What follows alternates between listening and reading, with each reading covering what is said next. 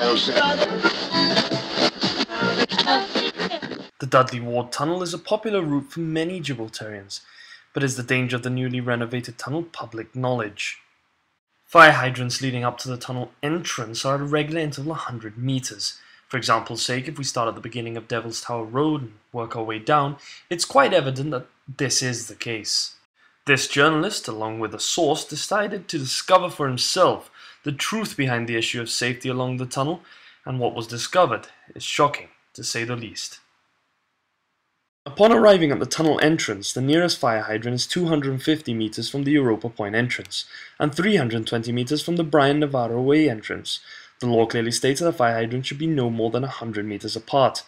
This, believe it or not, was hardly the most shocking revelation. Instead, it was the fact that these hydrants were hidden away behind padlocked gates.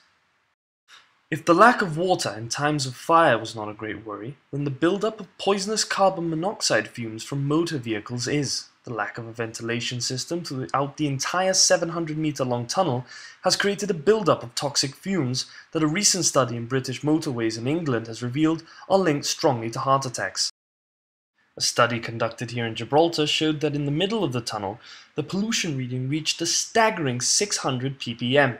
That's 200 over the highly toxic level. Should an incident occur, you had best hope your mobile has coverage, as the tunnel is devoid of SOS points, and for that matter, escape routes if ever there was to be a cave-in or fire.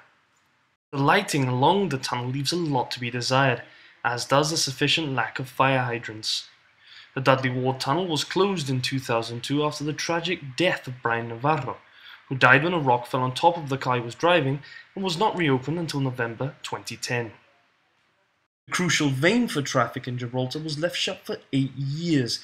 Even though the government announced its intention to initiate works in 2007, it took more than 2 years to start and £10.6 million to finish. The question we should be asking ourselves is whether the tunnel is fit to use. The evidence would suggest otherwise.